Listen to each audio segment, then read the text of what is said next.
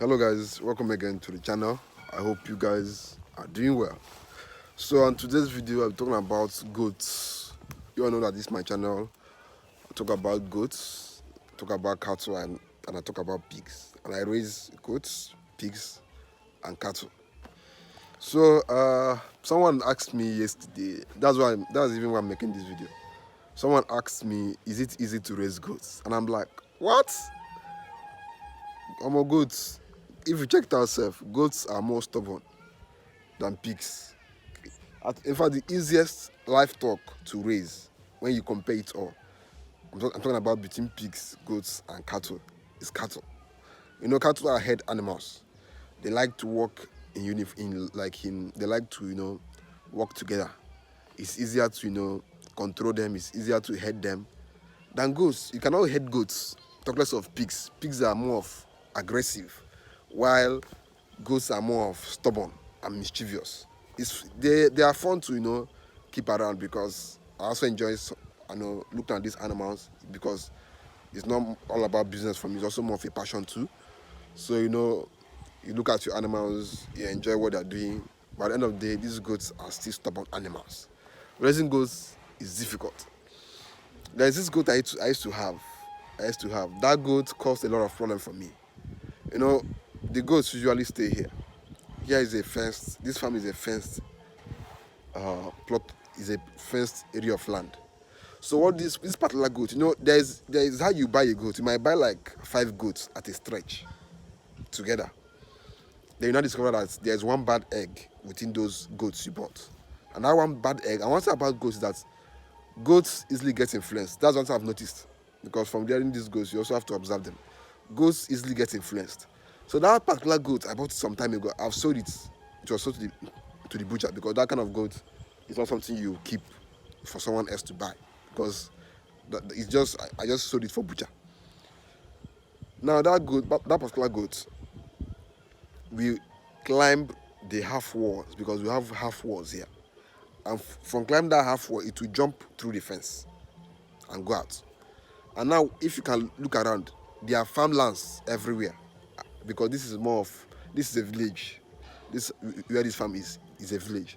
So this particular goat will climb the fence and enter into people's farms and eating their cassava, eating their corn. So at some point, a lot of people were coming to complain to my workers that this goat is always eating their food. It's always eating the plants they spend money to plant.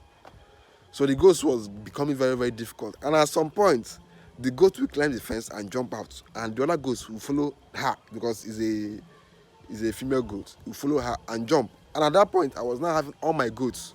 You keep them inside the farm. Before you know it, you see them outside the farm. So that particular goat taught them that you can jump the fence and go out and eat. So they were all influenced.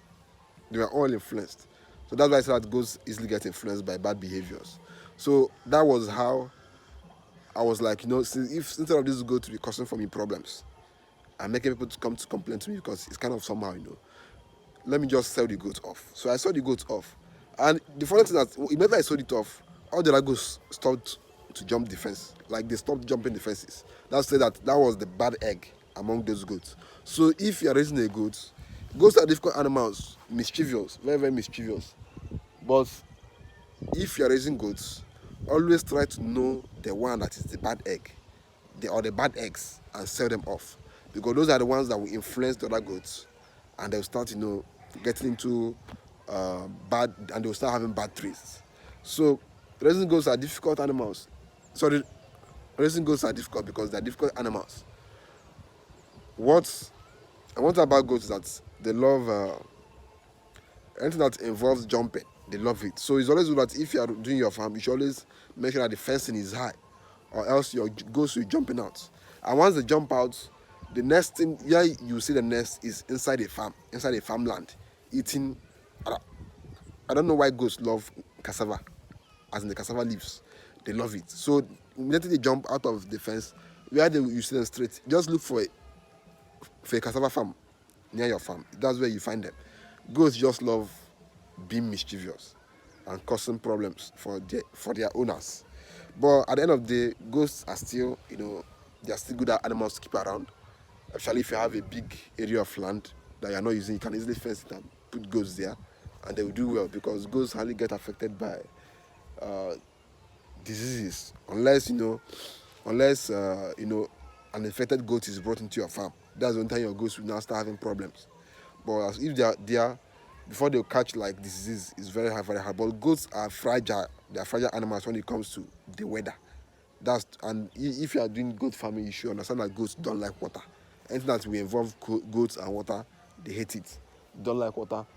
As far as you keep them warm, build a shade for them, they are comfortable and they'll stay there happily. So goats are difficult animals, but at the end of the day, they still fetch me some money once in a while. That's why I keep them, because it's a business and I love doing business. So that's why I keep them. Because someone came to the farm some time ago and was like, this amount of goats you have, wouldn't they be giving you stress? I'm like, as far as I say these goats, they give me money. If they like made them stress my life, I'll still keep them, because at the end of the day, it's a passion and also a business too. So thank you for watching this video. Make sure you subscribe, make sure you like the video, and keep on watching and following the channel. See you in the next video.